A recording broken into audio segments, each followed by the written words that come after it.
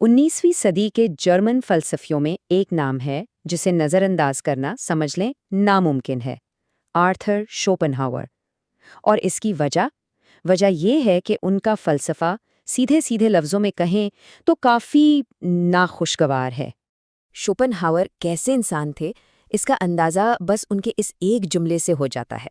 अपने दौर के सबसे मशहूर फिलोसोफर हेगल के बारे में वो कहते हैं कि मैं मुस्तकबिल के लोगों से हेगल का जिक्र करने पर माजरत चाहता हूँ। एक ऐसा फिलोसोफर जिसके बारे में उन्होंने कभी सुना ही नहीं होगा। सोचिए ज़रा, इससे उनकी तल्ख मिजाजी और तकब्बुर का कितना साफ पता चलता है। जी हाँ, उनके फ़लसफ़े को मेटाफिज़िक्स फ्रॉम हेल यानी जहन्नम से आई माबाद तबियात तक कहा गया है। और सच पूछें तो ये नाम बिल्कुल गलत भी नहीं है। ये दुनिया का एक ऐसा तारीख लेकिन बहुत गहरा नज़रिया है जो सीधा उनकी अपनी दुख भरी जिंदगी से निकला है।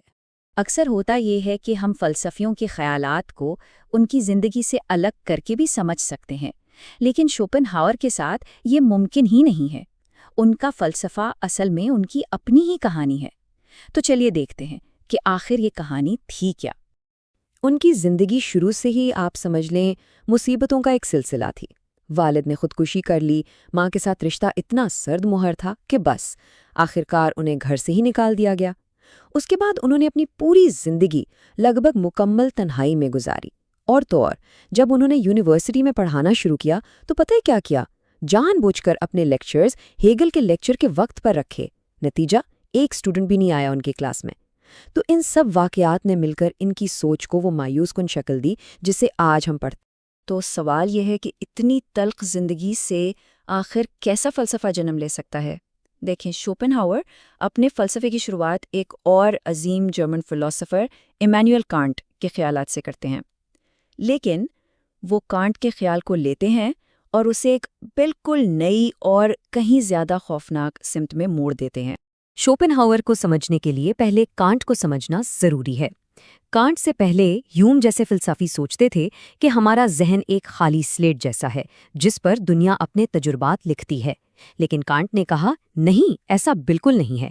उनके मुताबिक हमारा ज़हन एक फ़ाल महमार की तरह है जो बाहर से आने वाली मालूमातों को अपनी अंदरूनी साख्त जैसे स्पेस और टाइम के कवानीन के मुताबिक ढालता है। इसका मतलब क्या हुआ? मतलब ये कि हम दुनिया को वैसी नहीं देखते जैसी वो असल में है। बिल्कुल नहीं, हम उसे अपने ज़हन की बनी हुई ऐनक से देखते हैं। कांट के मुताबिक ये बिल्कुल ऐसा है जैसे हम एक कमरे में कैद हैं और दुनिया को सिर्फ एक खिड़की से देख सकते हैं। हम कभी बाहर जाकर असल हकीकत को छू ही नहीं सकते। हम हमेशा अपने ज़हन की इस कैद में रहते हैं। अब शोपेनहावर यहाँ तक तो कांट से बिल्कुल मुत्तफिक हैं। वो मानते हैं हाँ बिल्कुल सही, हम अपने ज़हन की कैद में हैं, लेकिन फिर वो एक ऐसा मोड़ लाते हैं जो सब कुछ बदल देता है। वो कहते हैं कि इस कैद खाने की दीवार में एक छोटी सी दरार है, एक ऐसा रास्ता है जिससे हम इस असल हकीकत की एक झलक देख सकते हैं। तो वो दरार आखिर है क्या? वही शोपेनहावर का सबसे बड़ा और सबसे असली तसव्वुर है, एक बेलगाम क़ुव्वत जिसे वो द विल यानी इरादा कहते हैं। अब ये इरादा वो नहीं है जो हम आम तौर पर सोचते हैं, जैसे कि मेरा इरादा है कि मैं ये काम करूं। बिल्कुल नहीं। ये एक अंधी, बेमकसद और हर चीज़ के अंदर मौजूद एक कुव्वत है। ये कायनात की बुनियाद में एक मुसलसल जुद्दोजहद है। पौधे का सूरज की तरफ बढ़ना, जानवर का शिकार करना और इंसान की कभी ना ख़त्म होने वाली ख्वाहिशें, ये सब कुछ इसी एक इरादे के अलग अलग रूप। तो फिर सवाल उठता है कि हमारी अक्ल, हमारा शऊर कहाँ गया? शोपेनहावर के मुताबिक हमारी अक्ल एक अंधे ताकतवर घोड़े पर बैठे एक लंगड़े सवार जैसी है। सवार समझता है कि वो रास्ता दिखा रहा है, लेकिन हकीकत ये है कि ये बेलगाम घोड़ा यानी इरादा उसे जहाँ चाहे घसीट कर ले जा रहा है। हमारी सारी मंतिक, हमारे सारे फैसले उस बुनियादी कुव्वत के गुलाम हैं। तो इसका हमारी जिंदगी पर क्या असर पड़ता है? जनाब, असर बहुत ही भयानक है। हम बुनियादी तौर पर ख्वाहिश करने वाली मशीनें हैं जिन्हें ये इरादा चला रहा है, और ख्वाहिश का मतलब ही है कमी, एक खालीपन। जब हम कोई ख्वाहिश पूरी करते हैं तो ये खारिश खुजानी जैसा है, चंद लम्हों का सुकून और फिर एक नई ख्वाहिश पैदा हो जाती है। ये चक्कर कभी ख़त्म ही नहीं होता, और इसीलिए शोपेनहावर कहते हैं कि जिंदगी दुख है और बेहतर यही होता कि हम पैदा ही ना हुए होते। तो क्या इस दुख के चक्कर से निकलने का कोई रास्ता है भी या नहीं? شوپنہاور کے نزدیک مکمل نجات تو شاید ممکن نہیں، لیکن ہاں اس قید سے وقتی طور پر فرار کے کچھ راستے ضرور موجود ہیں۔ پہلا راستہ ہے آرٹ یعنی جمالیات کا۔ جب ہم کسی پینٹنگ میں کھو جاتے ہیں یا کوئی موسیقی سنتے ہیں تو کچھ لمحوں کے لیے ہم اپنی خواہشات، اپنی میں کو بھول جاتے ہیں۔ ہم صرف ایک خالص مشاہد بن جاتے ہیں، اور موسیقی تو ان کے خیال میں خود اس کائناتی ارادے کی براہ راست نقل ہے۔ دوسرا راستہ ہے اخلاقیات کا یعنی ہمدردی۔ جب ہم کسی دوسرے کے دکھ کو اتنی شدت سے محسوس کرتے ہیں کہ اپنی انا کی دیواریں ٹوٹ جاتی ہیں تو ہم سمجھ جاتے ہیں کہ اصل میں ہم سب ایک ہی دکھ میں شریک ہیں۔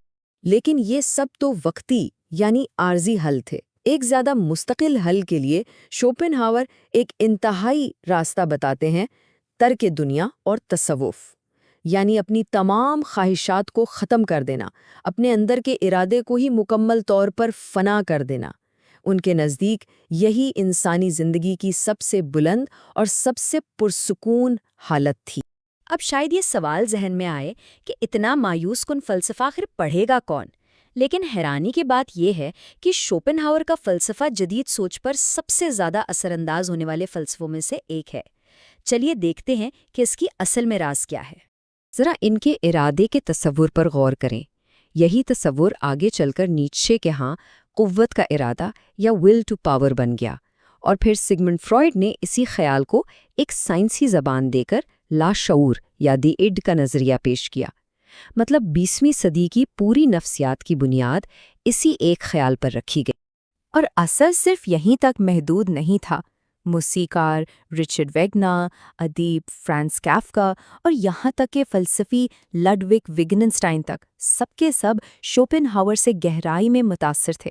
ایک ایسے شخص کے لیے جو اپنی زندگی میں تقریباً گمنام رہا، یہ واقعی ایک ناقابل یقین میراث ہے۔ تو شوپنہاور کی نظر میں یہ دنیا کیسی ہے؟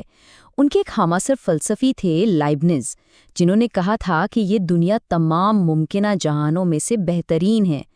شوپنہاور نے اس کا جواب اپنے مخصوص تلخ انداز میں دیا۔ انہوں نے کہا یہ تمام ممکنہ جہانوں میں سے بدترین ہے۔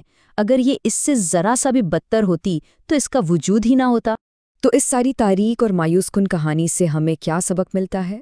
شاید وہی بنیادی بات جس سے شوپنہاور نے شروعات کی تھی، کہ ہم دنیا کو ویسی نہیں دیکھتے جیسی وہ ہے، بلکہ ویسی دیکھتے ہیں جیسے ہم ہیں، یا جیسا کہ شاعر ٹی ایس ایلیٹ کی ایک لائن ہے جو اس سب کو سمیٹ لیتی ہے، کہ شاید گلاب کے پھولوں میں ان پھولوں کی سی جھلک تھی جنہیں دیکھا جا رہا تھا۔